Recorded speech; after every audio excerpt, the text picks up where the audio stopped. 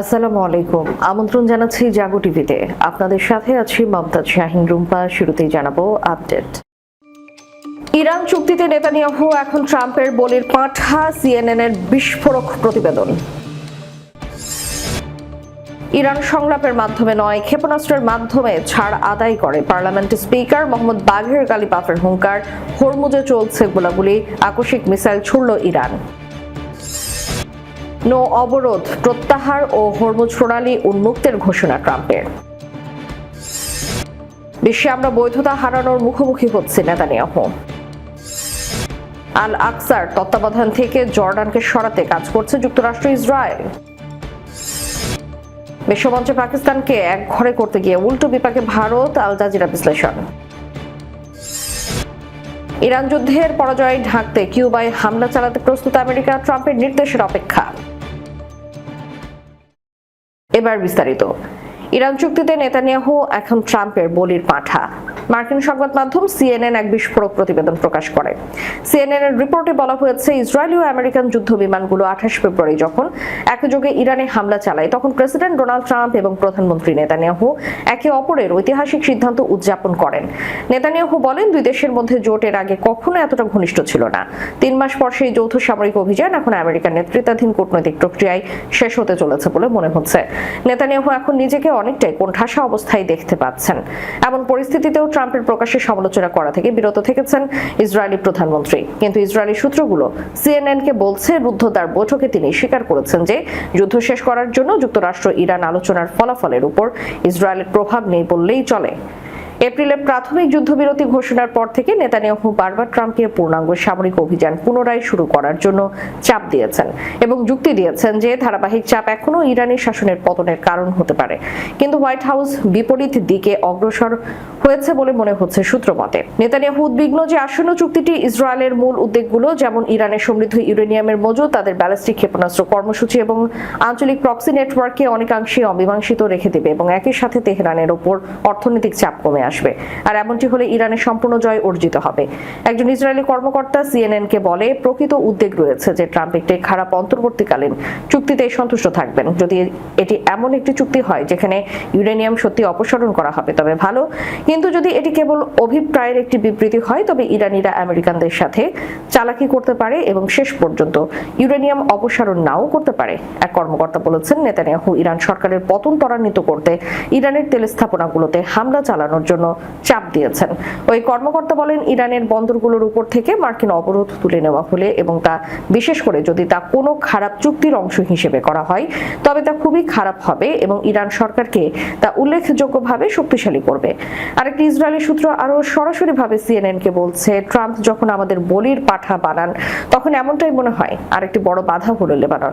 জানা গেছে, ইরান এই চুক্তিতে লেবাননের যুদ্ধবিরতি অন্তর্ভুক্ত করার জন্য চাপ দিচ্ছে। ইসরায়েলিরা ইরানের শাসন পরিবর্তনে এতটাই মগ্ন ছিল যে তারা পুরোপুরি বুঝতে পারেনি এই যুদ্ধ ওয়াশিংটন ডিসিতেও শাসন পরিবর্তন ঘটাতে পারে। সূত্রটি আরো যোগ করেছে, ট্রাম্প বুঝতে পেরেছিলেন যে ইসরায়েল যুক্তরাষ্ট্রকে মধ্যপ্রাচ্যের একটি বড় যুদ্ধে টেনে আনছে। জনমনে এই ধারণাটি রাজনৈতিকভাবে ক্ষতিকর এবং তিনি নিয়ন্ত্রণপূর্ণ প্রতিষ্ঠার পদক্ষেপ নেন।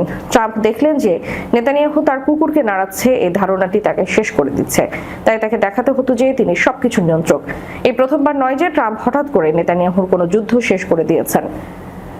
গাজা, ইরান এবং লেবাননে ট্রাম্পই যুদ্ধ থামিয়েছিলেন। ইসরায়েলের দীর্ঘতম সময়ের এই নেতা যুদ্ধগুলো চালিয়ে যেতে চাইলেও ট্রাম্পই তাকে বাধ্য করেছিলেন। ইরান সংলাপের মাধ্যমে নয়, ক্ষেপণাস্ত্রের মাধ্যমে ছাড় আদায় করে পার্লামেন্টের স্পিকার মোহাম্মদ বাঘের গালিবাফের হুঙ্কার। হরমুজে চলছে গোলাগুলি, আকস্মিক মিসাইল ছুড়ল ইরান। ইরানের পার্লামেন্টের স্পিকার মোহাম্মদ বাঘের গালিবাফ বলেছেন, ইরান কেবল আলোচনার মাধ্যমে নয় বরং নিজেদের সামরিক সক্ষমতার মাধ্যমে প্রতিপক্ষের কাছ থেকে ছাড় আদায় করতে সক্ষম হয়েছে। তিনি দাবি করেন, ইরান সংলাপের মাধ্যমে নয়, ক্ষেপণাস্ত্রের মাধ্যমে ছাড় আদায় করে।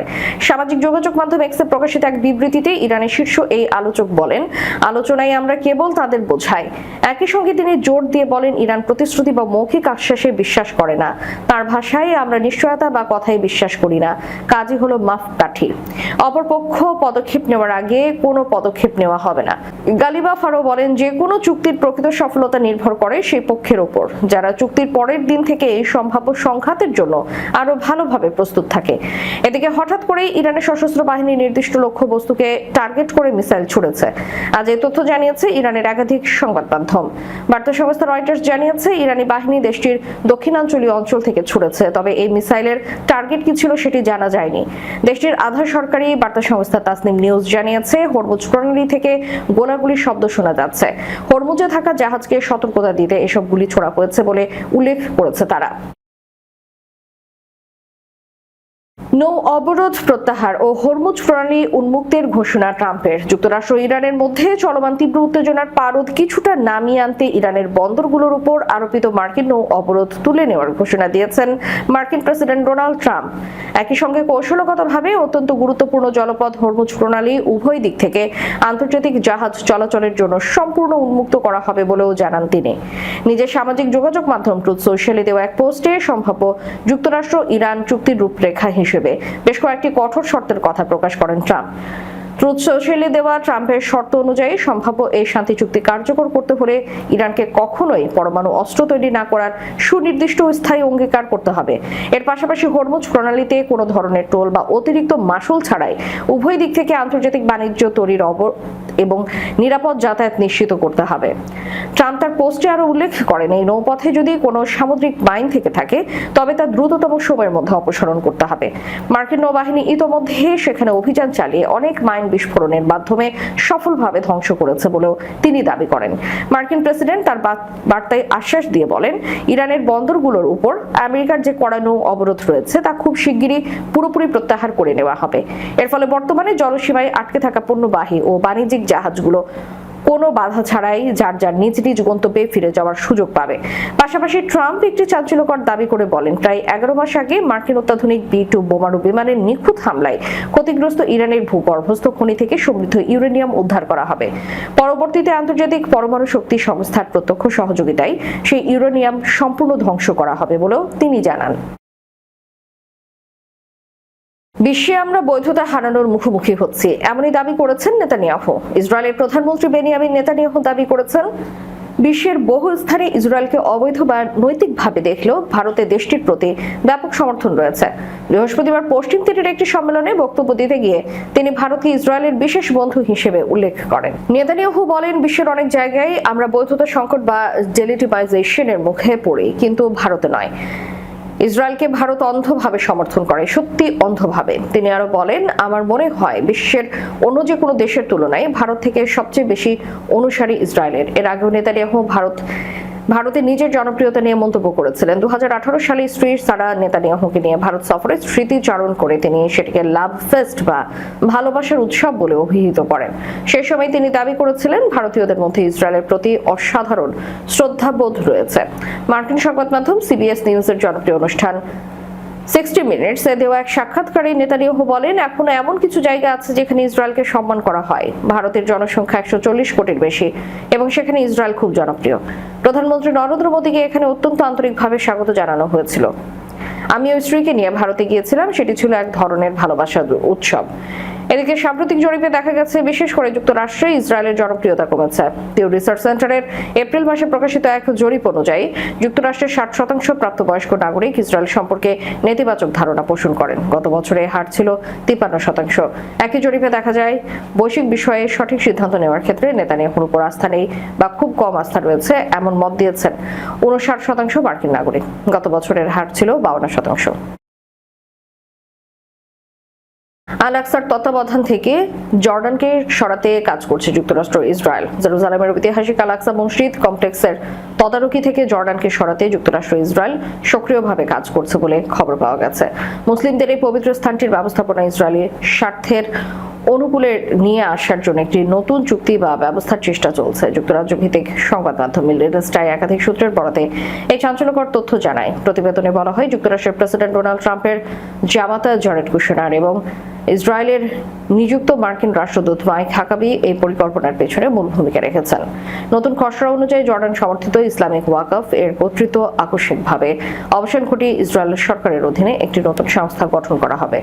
এই সংস্থায় আল-আকসাকে একটি বহু ধর্মীয় কেন্দ্র হিসেবে ঘোষণা করবে। নাম প্রকাশে অনিচ্ছুক একাধিক মার্কিন এবং আরব কর্মকর্তা জানান, নতুন এই ব্যবস্থার আওতায় ইহুদিদের আল-আকসায় সমান প্রবেশাধিকার এবং আনুষ্ঠানিকভাবে বড় দলে বিভক্ত হয়ে প্রার্থনার অনুমতি দেওয়া হবে। এমনকি মসজিদের ইমাম, খতিব ও ঊর্ধ্বতন কর্মকর্তাদের নিয়োগ এবং শুক্রবারের জুমার খুতবার বিষয়বস্তু নির্ধারণেও ইসরায়েলের বড় ভূমিকা থাকবে। মার্কিন কর্মকর্তারা আল-আকসাকে এর মুসলিম পরিচয় থেকে বের করে তিনটি ইব্রাহিমের ধর্মের একটি পর্যটন কেন্দ্র হিসেবে গড়ে তুলতে চান। প্রস্তাব অনুযায়ী বাহরাইন, মিশর, মরক্কো ও সংযুক্ত আরব আমিরাতকে পরিকল্পনার কথা জানানো হয়েছে, যেখানে আরব দেশগুলোর মধ্যে পর্যায়ক্রমিক বা আবর্তনশীল তদারকির প্রস্তাব রয়েছে। তবে জর্ডানের ঐতিহাসিক মিত্র সৌদি আরব এই প্রস্তাবের তীব্র বিরোধিতা করেছে বলে জানা গেছে। এদিকে সংযুক্ত আরব আমিরাত ও বাহরাইন ইসরায়েলের সঙ্গে আব্রাহাম আর্কটাসের পর থেকে সম্পর্ক গভীর করলেও আল-আকসার মতো সংবেদনশীল বিষয়ে তারা প্রকাশ্যে কি ভূমিকা নেবে তা এখনো স্পষ্ট নয়। বিশ্বমঞ্চে পাকিস্তানকে এক ঘরে করতে গিয়ে উল্টো বিপাকে ভারত। আল জাজিরার বিশ্লেষণ। পাকিস্তানকে আন্তর্জাতিকভাবে এক ঘরে করার ভারতের প্রধানমন্ত্রী নরেন্দ্র মোদীর দীর্ঘদিনের কূটনৈতিক অবস্থান এখন কতটা কার্যকর তা নিয়ে নতুন করে আলোচনা শুরু হয়েছে আন্তর্জাতিক মহলে। আল জাজিরার এক বিশ্লেষণে বলা হয়েছে, গত কয়েক বছরে পাকিস্তান, যুক্তরাষ্ট্র, চীন এবং মধ্যপ্রাচ্যের কয়েকটি প্রভাবশালী দেশের সঙ্গে সম্পর্ক আরো জোরদার করেছে। ফলে আন্তর্জাতিক অঙ্গনে দেশটি আগের তুলনায় অনেক বেশি সক্রিয় অবস্থান দখল করেছে। প্রতিবেদনে 2016 সালের একটি জনসভার কথা উল্লেখ করা হয়, যেখানে ভারতের প্রধানমন্ত্রী মোদী বলেছিলেন, পাকিস্তানকে বিশ্বমঞ্চে এক ঘরে করবে ভারত। তবে প্রায় এক দশক পর পরিস্থিতি অনেকটাই ভিন্ন বলে মনে করছেন বিশ্লেষকরা। তাদের মতে পাকিস্তান এখন চীন সহ একাধিক শক্তিশালী দেশের ঘনিষ্ঠ মিত্র হিসেবে আরো শক্ত অবস্থানে রয়েছে। একই সঙ্গে যুক্তরাষ্ট্রের সঙ্গে দেশটির সম্পর্ক আবারও উন্নতির দিকে এগিয়ে গেছে। সম্প্রতি মার্কিন প্রেসিডেন্ট ট্রাম্প পাকিস্তানের প্রধানমন্ত্রী শাহবাজ শরীফ এবং সেনাপ্রধান আসিম মুনিরের সঙ্গে বৈঠক করেছেন বলে প্রতিবেদনে উল্লেখ করা হয়। পাশাপাশি পাকিস্তান যুক্তরাষ্ট্রের সঙ্গে গুরুত্বপূর্ণ খনিজ সম্পদ এবং ক্রিপ্টোকারেন্সি খাতে বিনিয়োগ চুক্তিও করেছে। অন্যদিকে ভারতের সঙ্গে যুক্তরাষ্ট্রের সম্পর্ক সাম্প্রতিক সময় কিছুটা চাপের মুখে পড়েছে বলে বিশ্লেষকদের মত। ভারতের পক্ষ থেকে পাকিস্তানকে আন্তর্জাতিকভাবে বিচ্ছিন্ন করার প্রচেষ্টা থাকলেও বাস্তবে দেশটি বিভিন্ন আঞ্চলিক ও বৈশ্বিক প্ল্যাটফর্মে সক্রিয় কূটনৈতিক ভূমিকা রাখতে সক্ষম হয়েছে বলেও দাবি করা হয়। বিশ্লেষক মাইকেল কুগেলম্যান বলেন, ভারতের পাকিস্তান বিরোধী কৌশল অনেক ক্ষেত্রে ব্যর্থ হয়েছে। পাশাপাশি বিশ্বমঞ্চে পাকিস্তান নিজের অবস্থান শক্ত করতে পেরেছে।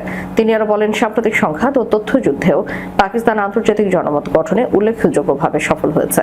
প্রতিবেদনে বলা হয়, 2025 সালে ভারত ও পাকিস্তানের মধ্যে সীমান্ত উত্তেজনার পর যুক্তরাষ্ট্রের মধ্যস্থতায় যুদ্ধবিরতি হয়। তবে তা ভারতের কূটনৈতিক অবস্থানকে কিছুটা দুর্বল করেছে বলে বিশ্লেষকদের দাবি। এদিকে পাকিস্তানের কূটনৈতিক অগ্রগতির পেছনে চীনের সঙ্গে গভীর প্রতিরক্ষা ও অর্থনৈতিক সহযোগিতা বড় ভূমিকা রাখছে। পাশাপাশি মধ্যপ্রাচ্যের কয়েকটি দেশের সঙ্গেও পাকিস্তানের সম্পর্ক সম্প্রতি আরো ঘনিষ্ঠ হয়েছে। ইরান যুদ্ধের পরাজয় ঢাকতে কিউবায় হামলা চালাতে প্রস্তুত আমেরিকা, ট্রাম্পের নির্দেশের অপেক্ষা। কিউবায় সামরিক হামলা চালানোর জন্য প্রয়োজনীয় সেনা অস্ত্র মোতায়েন করে মাসের পর মাস ধরে প্রস্তুতি নিচ্ছে মার্কিন প্রতিরক্ষা দপ্তর পেন্টাগন। সামরিক অভিযান চালানোর মতো পরিস্থিতি হলে যাতে তৎপরতার সঙ্গে তা শুরু করা যায় তারই প্রস্তুতি নিয়ে রাখছে সংস্থাটি। মার্কিন প্রেসিডেন্ট ট্রাম্পের সবুজ সংকেত পেলেই এই হামলা চালানো হবে বলে এক প্রতিবেদনে জানিয়েছে মার্কিন সংবাদ মাধ্যম পলিটিকো। প্রতিবেদনে আরো বলা হয়েছে, কৌশলগতভাবে মোতায়েন করা সামরিক সরঞ্জাম যে কোনো ধরনের সামরিক অভিযানের ক্ষেত্রেও প্রস্তুত করে রেখেছে। এমনকি ভেনেজুয়েলার সাবেক প্রেসিডেন্টকে বন্দী করার মতো কিউবার শীর্ষ নেতৃত্বকে সশরীরে আটক করার প্রস্তুতি রয়েছে বলেও দাবি করা হয়েছে। এদিকে যুক্তরাষ্ট্রের সম্ভাব্য আগ্রাসন মোকাবিলায় জোর প্রস্তুতি নিচ্ছে কিউবা। জারি করা হয় সামরিক আগ্রাসন থেকে সুরক্ষায় পারিবারিক নির্দেশিকা নামের একটি আদেশ। শেষ করার পূর্বে সংবাদ শিরোনাম জানাবো আরো একবার। ইরান চুক্তিতে নেতানিয়াহু এখন ট্রাম্পের বলির পাঁঠা, সিএনএন এর বিস্ফোরক প্রতিবেদন। ইরান সংলাপের মাধ্যমে নয়, ক্ষেপণাস্ত্রের মাধ্যমে ছাড় আদায় করে পার্লামেন্টের স্পিকার মোহাম্মদ বাঘের গালিবাফের হুঙ্কার। হরমুজে চলছে গোলাগুলি, আকস্মিক মিসাইল ছুড়ল ইরান। নো অবরোধ প্রত্যাহার ও হরমুজ প্রণালী উন্মুক্তের ঘোষণা ট্রাম্পের। বিশ্বে আমরা বৈধতা হারানোর মুখোমুখি হচ্ছে নেতানিয়াহু। আল আকসার তত্ত্বাবধান থেকে জর্ডানকে সরাতে কাজ করছে যুক্তরাষ্ট্র, ইসরায়েল। বিশ্বমঞ্চে পাকিস্তানকে এক ঘরে করতে গিয়ে উল্টো বিপাকে ভারত, আল জাজিরা বিশ্লেষণ। ইরান যুদ্ধের পরাজয় ঢাকতে কিউবায় হামলা চালাতে প্রস্তুত আমেরিকা, ট্রাম্পের নির্দেশের অপেক্ষা। এতক্ষণ আমাদের সাথে থাকার জন্য ধন্যবাদ। আল্লাহ হাফেজ।